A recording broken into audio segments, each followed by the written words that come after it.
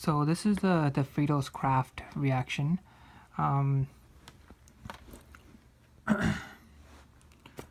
Okay, so this reaction, we can pretty much add the alkyl group here, to the benzene ring, right?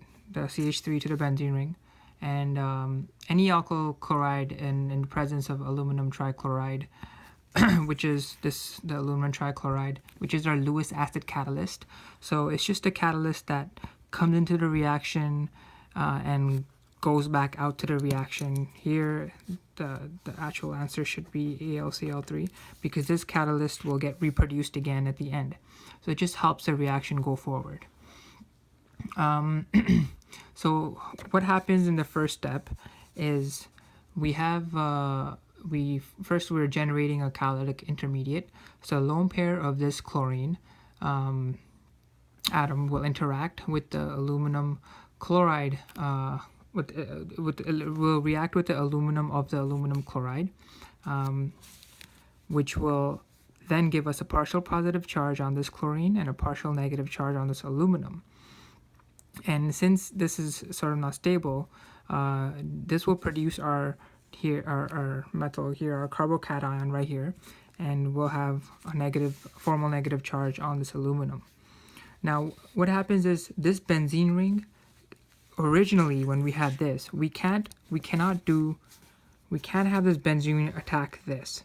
Okay, this can't happen. This is wrong, because this is not that reactive. This is not reactive enough for this lone pair, for this double bond of benzene to attack this.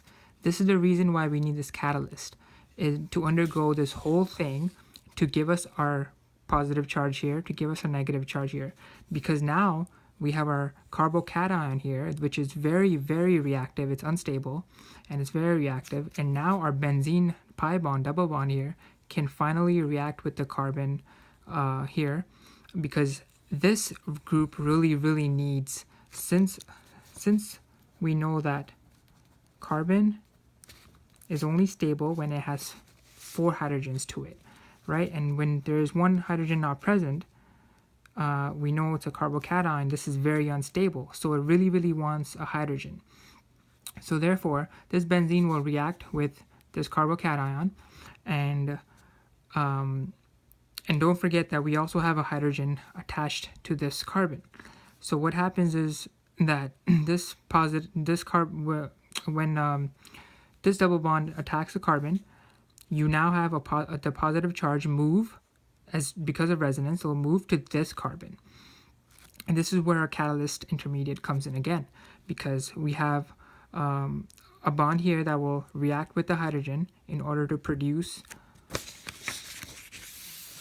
our HCl. This will react with the hydrogen to produce our HCl. We are left with our catalyst again, and finally we have our benzene with our alkyl group. And that's pretty much how you do it. So just remember the step where you have to make sure that this is unreactive and you want to get it into a reactive form in order to get a carbocation. So you want it to react with the catalyst to get the carbocation, and then our benzene or any other pi bonds will react with this in order to attach our alkyl group, our alkyl substituent, onto the benzene ring. Okay.